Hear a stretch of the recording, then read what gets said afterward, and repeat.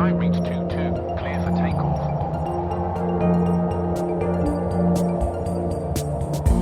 Well-being, inclusion, diversity, equality, wide skies. You don't need a kind of fanfare because you've done something. I think we can start a revolution. Don't mistake my kindness for weakness. Most of us are familiar with the concept of random acts of kindness, but when should we be kind to others, and what's the benefit to us? What happens if it doesn't go to plan? Is there a cost to us for being kind? Welcome to Wide Skies. I'm Martin York. And I'm Debbie Watt. First of all, an introduction to the guests on this episode. Hannah Jepson. Hannah is a queer, gender-expansive business psychologist and founder and director of Engaging for Success. She has a passion in supporting individuals and organisations to embrace diversity and inclusion, with a key focus on intersectionality. Next, we have Beth McManus. Beth is a creative northerner who works as a coach, psychologist, researcher and illustrator. Her values of authenticity, creativity, curiosity, empathy and kindness inform her work, which has a particular focus on human connection, well-being and emotions. And we're also joined by Andrew Payne. Andrew is an experienced and accredited coach with significant HR experience, which he utilises to help leaders resolve complex organisational challenges. He's a TEDx and professional leadership speaker, supports communities for social good, and is the trustee of a charity which supports families where children are the perpetrators of domestic abuse. Welcome to the episode to all of you. I'd like to start asking questions, just thinking about the concept of kindness, really. So, Hannah, how do we interpret the word kind? Thank you for having me. It's really good to be here. I've been thinking about this before coming on, and I think it's quite hard to articulate, isn't it? But I think for me, where it kind of boils down to is kindness is about actively suspending judgment. And I suppose what I mean by that is kind of the pursuit of connecting with another person at the most human level, in order to help them, work with them, laugh with them, et cetera, et cetera. So yeah, it may not be the definition that other people would choose, but for me, it's actively suspending judgment. Andrew, what's kindness to you? Yeah, thinking about it, and again, thanks for having me. For me, it's when you're serving somebody else at their level, not necessarily on your own level. So that obviously requires some sense of relationship, some sense of understanding of what their level is. I think often we can rush in to want to sort of help someone, but we're not actually helping them unless we're truly serving them at their own level. And Beth, how about you? Thanks, Debbie. I think for me, I always like to look at what's the root of a word, kind of what's the etymology and where did it originate from. Lovely. And kindness looks like the Old English spelling of it, to me, just looks like it's still pronounced kindness, but it's probably not. It's like Kyndnes. And really, it meant nation. Its roots are in the word kin. So people's family, their race, their relations, people that are like them. And, we still have that double meaning in English with kind to mean people that are like us. It didn't evolve to our more modern understanding of the word till around the 14th century. And that was around courtesy or noble deeds. And what I've been really fascinated by, I looked up courtesy, and that's defined as the showing of politeness in one's attitude and behaviour towards others. It all feels awfully pedestrian. It doesn't feel like the kindness that I think of when I think of and speak about kindness, and listening to what Andrew and Hannah have just spoken about there. It's much deeper than just courtesy to me. So it's really fascinating that actually the language that we have and the kind of definitions that we have don't necessarily show that emotional connection that I think is really important when I think about acts of kindness, giving or receiving, observing kindness even. They all have a much deeper emotional connection. I do like words myself. That's very interesting, actually. A word that occurred to me whilst I was hearing all three of you take different perspectives on this is about humanity, and it is essential that's what some of the essence of kindness is as well. Humankind. Perhaps if I could ask a question to all three of you, why should we be kind to other people? Because it's innately part of our nature. If you go back thousands and thousands of years, the reason we were successful as Homo sapiens and a Neanderthal man wasn't Neanderthal man, Neanderthal woman. They were bigger, they had bigger brains, but from what we know, they weren't as sociable, they weren't as kind, so they didn't share their ideas in the same way.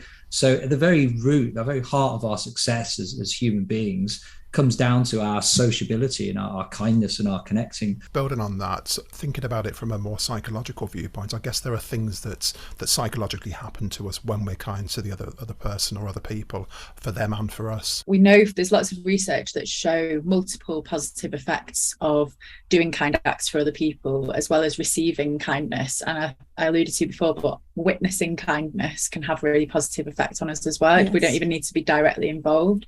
So we've got a few different hormones in the brain that are triggered by kindness. There's oxytocin, which is sometimes referred to as the love hormone, and this plays a part in kind of how we form bonds with other people. We also have impacts with dopamine, which is what gives us a feeling of euphoria, makes us feel really good. But kindness can also boost our levels of serotonin, and this is what helps us to regulate our mood. So really across the board, it can support our mental well-being.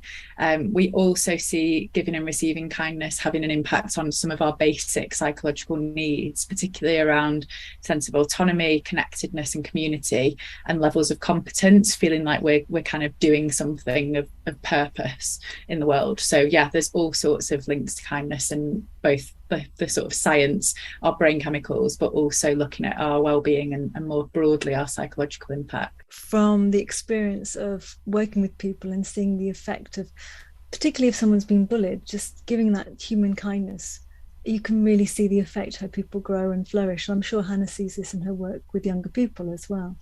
You know, kindness is very important. Yeah, and I guess, Hannah, that there's certainly a parallel to be drawn here between kindness and the positive effects it can have, well-being and inclusion. Yeah, and I think that the conversation around that is only just starting to kind of happen, those links between being really inclusive and fostering that sense of belonging and, you know, a person's well-being, and kindness comes into that. And I think perhaps we'll touch on it later, but I think there needs to be a real shift around how you lead with kindness as well as leading kind of strategically, effectively, and all of those things, and that the two things aren't mutually exclusive. Is there any fear of showing weakness from being kind? From personal experience, I think absolutely. I also think there's a kind of gendered notion around kindness in leadership, I think, as well.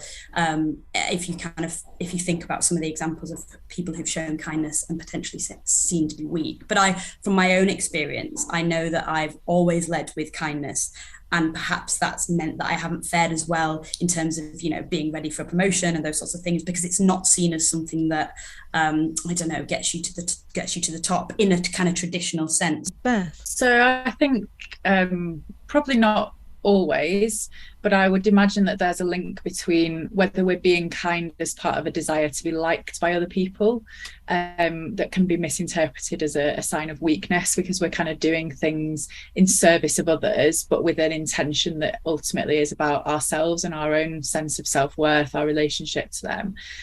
Personally, I think that kindness can make you stronger. I think, you know, we see lots of things out there around kindness as a weakness, but for me, it's a strength. It doesn't necessarily mean that you're avoiding conflict or challenge or difficult situations. It means that you're approaching those situations with compassion and understanding. You're not just taking someone's behavior in the moment as the full picture.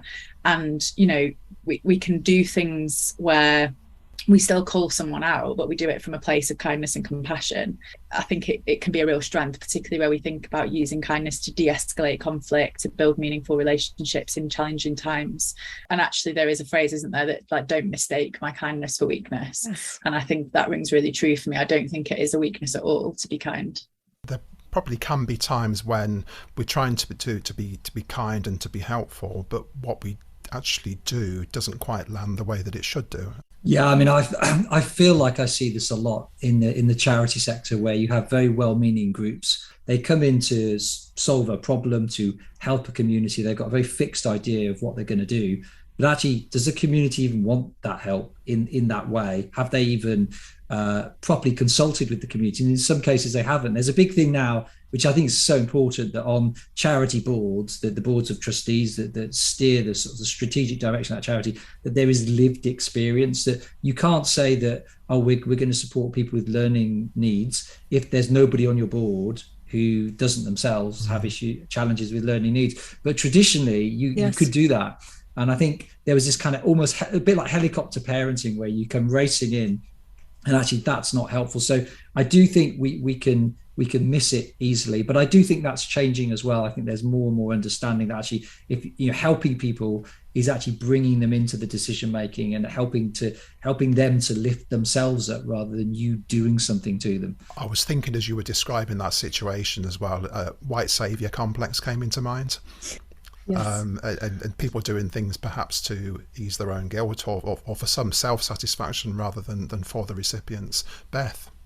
Yeah, what Andrew was just talking about there and what you've shared, Martin, has really brought to mind. There's a really beautiful piece of work done by a positive psychology researcher called Tim Lomas that's got it's a lexicography of untranslatable words. You may have come across versions of this where there's words that exist in one language that we don't really have a sort of equivalent for in English, or in other languages indeed. And there's a French phrase. It's more of a phrase than a word, which I'm probably about to murder. I'm really sorry to anyone who can speak French.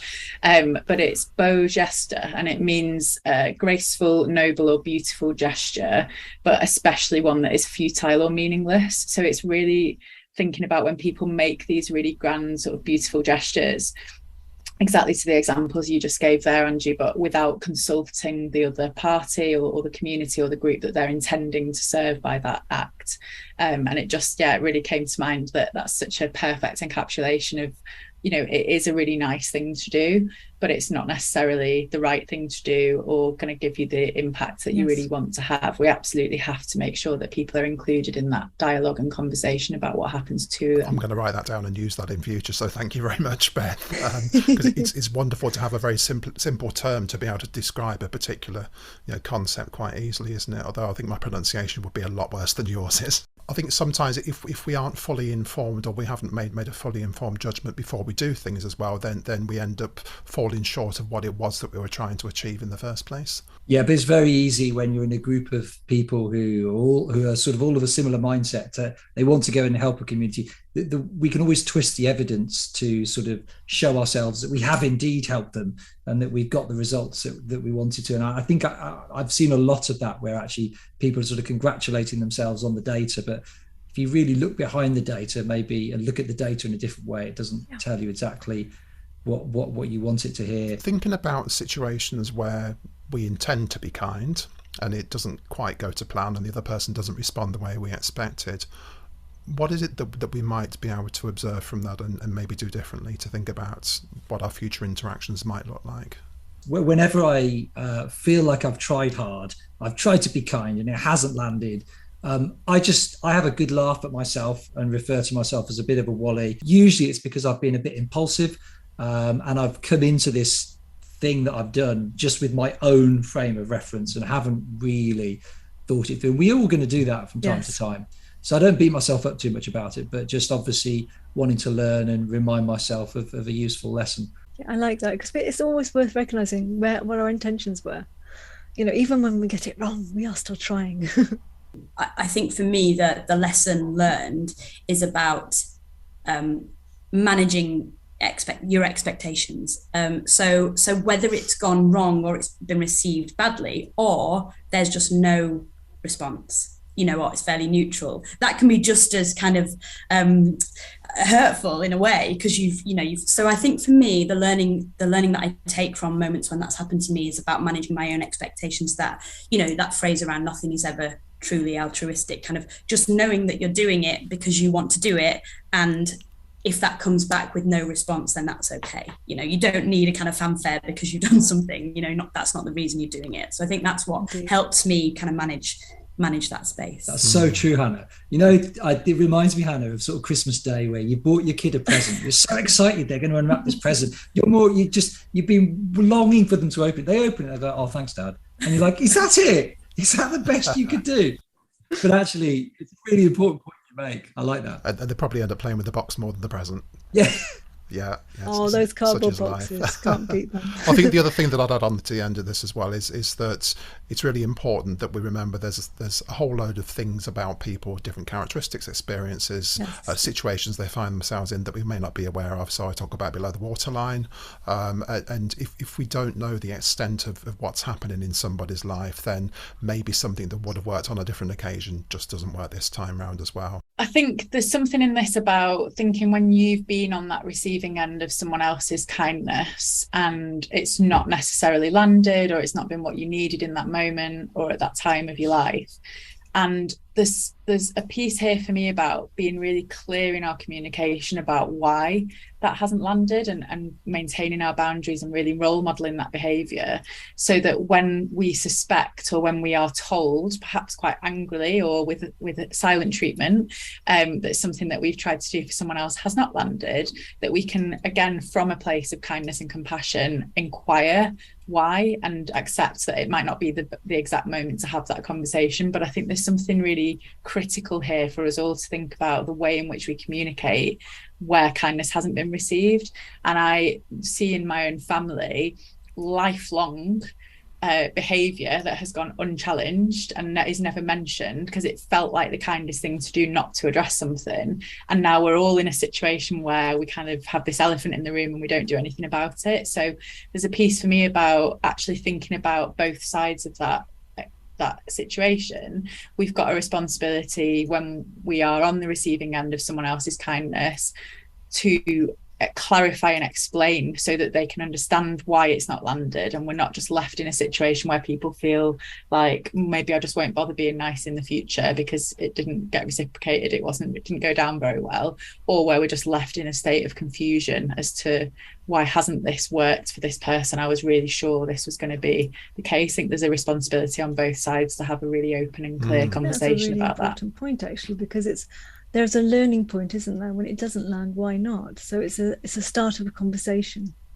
Yes, and as children, we tend to ask quite blunt questions sometimes about why not, and as adults, we tend to become much more polite, don't we, and tend to shy away from things that might be seen as confrontational, and so we end up not asking questions when perhaps it's appropriate to do so. Yeah, I think it's about showing curiosity and kindness when you do that as well, isn't it? Is there a cost to being nice to people all the time, or being kind to people all the time? This is not exactly a cost of kindness, but I do think it's related. So there's a concept called compassion fatigue. And this is where we see people having real emotional and physical exhaustion and actually leading to a diminished capacity, so reduced capacity to empathise with other people based on taking on the suffering of other people. It's quite often seen in psychologists who are working with patients who've been through trauma and stress.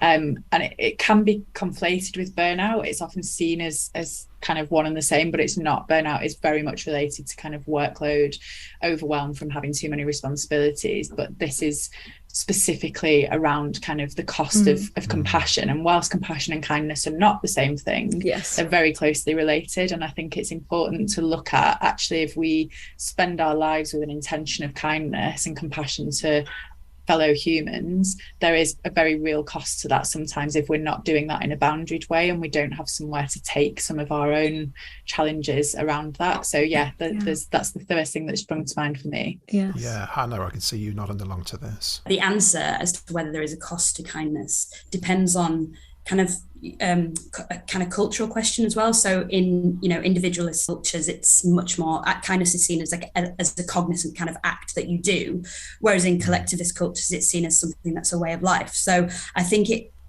whether there's a cost to it depends on, I think, what you view kindness as, and whether you see it as something that kind of permeates through everything that you do as core to your existence, or something that you kind of do as acts. I would say there's not always a cost to kindness. I mean, I prefer Indian takeaway, my wife prefers Chinese. If it's my turn to have an Indian, but she really wants Chinese, so I go, all right, we'll go Chinese. You could say, well, that's me being kind. There's no cost to that. I still like Chinese, but there's perhaps a cost if our natural habit is to always put our own needs to one side. There is that balancing act, which is where the word boundaries is so important, that we understand what our boundaries are on the big and the small things. I think one question that's kind of coming up as we're talking about boundaries and fatigue is, how do we sustain kindness? Kindness to me shouldn't be conditional. And we need to be, as the giver of kindness, we need to be in a place where we are resourced and feeling able to give something of ourselves in that moment. So I think there's a real question here about actually to sit with an intention of kindness towards other people has to also extend to ourselves. The boundary has to be around how we manage ourselves and not really thinking about other people as more important. We are kind of part of that equation and part of that consideration. So I think for me, there's an intention around kindness, but there's also a very real understanding that we have to be kind to ourselves. It has to start in our own behaviour, and we have to manage what we've got to give to other people before we start thinking about the impact it can kind of ripple out elsewhere. Indeed, you can't care for others if you don't care for yourself first. I think this quite often comes up in coaching conversations. What stands in the way of us being kind?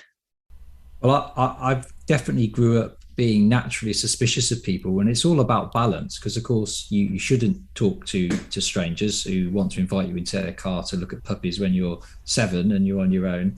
So suspicion is healthy on some level. But I don't know if you read, we've probably all read Lord of the Flies, and I always believed that obviously that would happen. We always thought that would happen. If human beings are left on an island, teenage lads, they'll probably all murder each other. We're almost brought up to believe that actually people are out to get you, and there are a few bad eggs, but most people aren't out to get you. And I think that's we need to take that on board, really. And I think that has a really strong link back to what Hannah was saying earlier on about there's clearly a cultural context for this as well. We seem to think that kindness has to be this big grand gesture, that it has to have some really big impact. It's got to be something really just like kind of showy almost, even though we reject the notion of kindness as showy. And there's something about, I don't know, if we could choose, if someone's having a bad day and has shown up to a meeting and is not being particularly nice, we can extend kindness to them by not taking them on at that level and not engaging with them.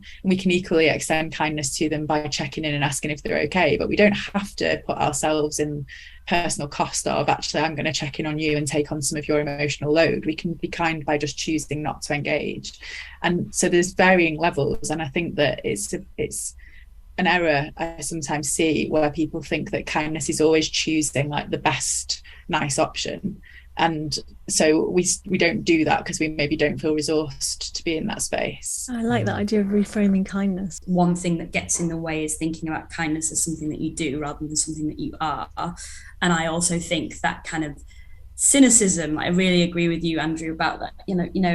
We've all become cynical of kindness to an extent, and what's behind it, what lies behind that kindness, and what's going on there. So I think those two things combined, and plus Beth's point around having the resource, so in the world that we live in, having that kind of energetic capacity to extend kindness, whether that is small or larger, those three things combined can make it really hard to live a naturally kind of authentically kind, consistently kind existence. I think something that's come with me as well is that I think the idea of being kind or choosing kindness has almost been weaponized to an extent. We see it online where people sort of are trolling people and being awful on social media, and you get lots of responses saying, "Oh, choose kindness." We see it on kids' t-shirts.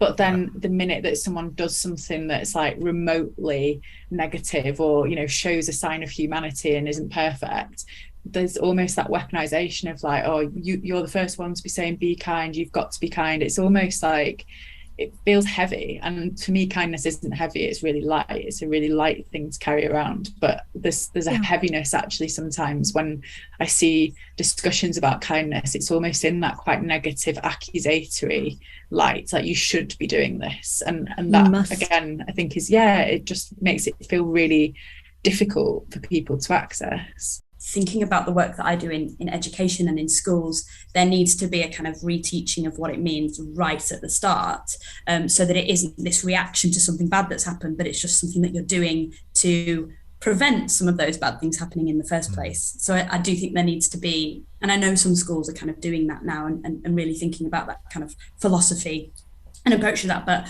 yeah, I think it's something that needs to be talked about much earlier on, so that it's not this like knee-jerk reaction to something really devastating that happens. Yeah, definitely.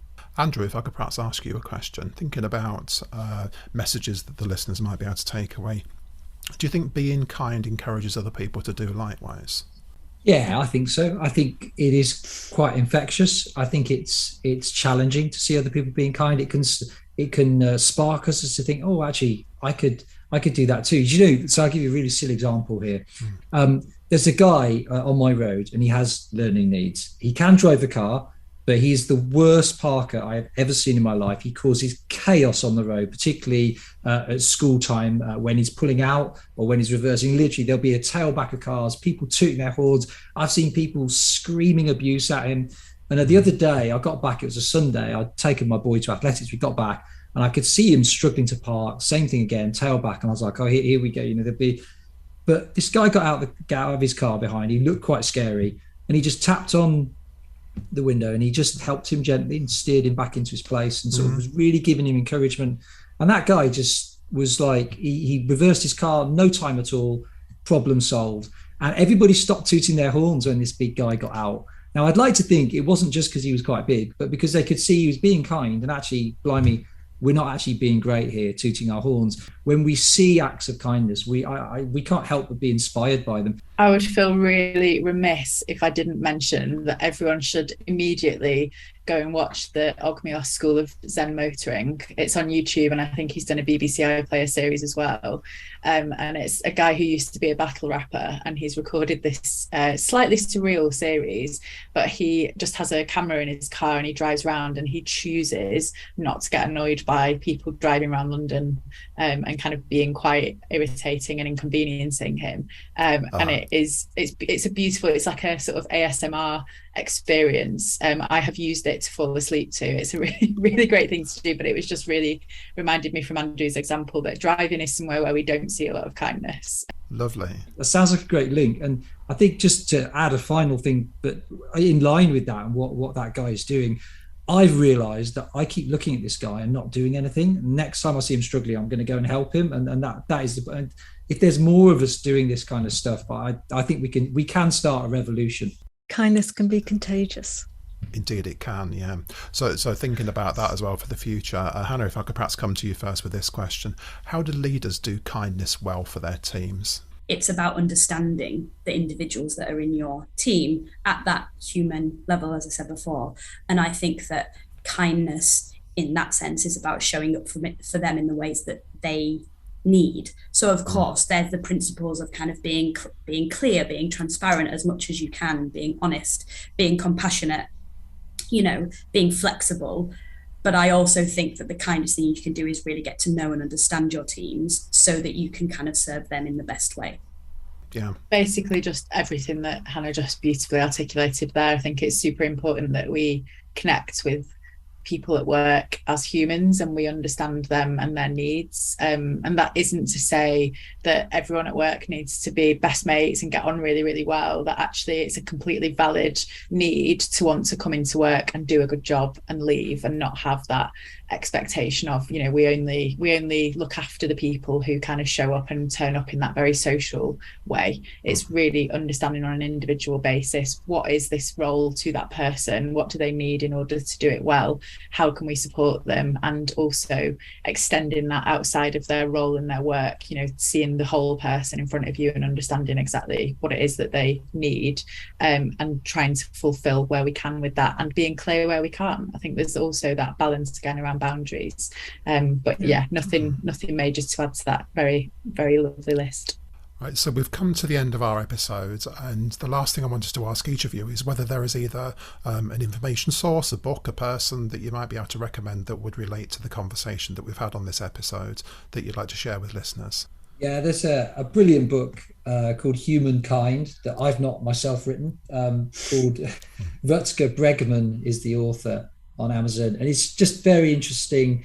The real focus is trying to so where we look at some of the worst examples of humans behaving really badly, there's just some really good, Rutger really tries to pick apart the evidence, the biases, and you start to see that it's so many stories that we believe as fact of how humans behave badly. Actually, it's not quite what happened. So it's quite interesting, quite a challenging book to read. So yeah, really recommend that. Thank you. Thanks, Andrew. And Beth?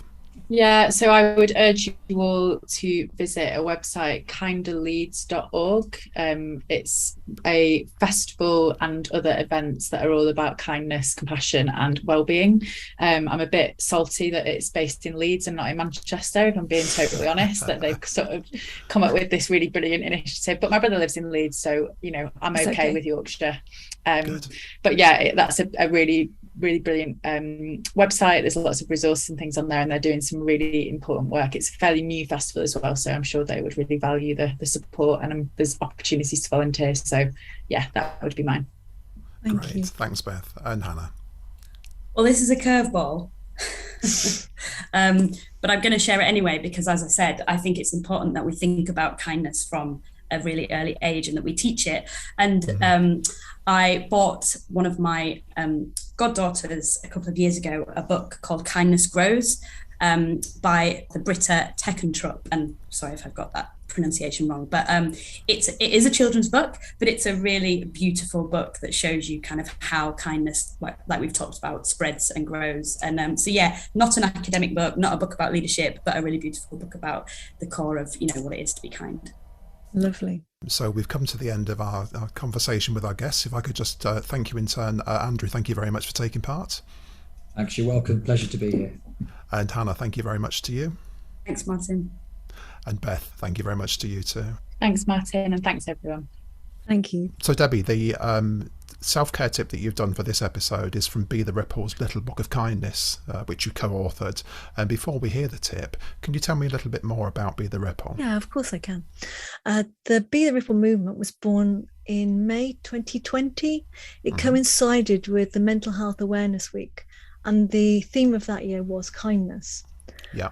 So Be the Ripple was a brainchild of Joanna Savannah, who reached out to a number of her colleagues and friends in the HR and L&D community, including me, and we became founding members of Be the Ripple. Lovely. And our mission is to create ripples of kindness that will stretch out across different sectors and foster opportunities to share good practice and strategies to promote kindness in the workplace and beyond. We've spoken at and organised a number of events, including Kindfests in the UK and the US, and events focusing on creating safe spaces. White Skies Self-Care. Today's wellbeing tip is slightly different. We're not focusing on personal wellbeing, but on how our actions influence the wellbeing of those around us. Basically, it's a tip on how not to be unkind. You're thinking, who? Me? Unkind? Never. I'm not mean, I'm not a bully. Why are we talking about unkindness? Unfortunately, it's too easy to slip into being unconsciously unkind when we stop noticing the needs and feelings of others. Ultimately, the experience and impact of unkindness resides with the other person, the person your actions impact on. So my tip is a self-audit to think about the things we do, the things we don't do, and the things we may be failing to notice. So let's think of an example. What you may have done. Sending an email at 20 to 5 on a Friday evening, which may have put a ton of work on a colleague. What you didn't do. Let them know that they didn't need to start it until Monday. Offered any support. Check to see if they needed any.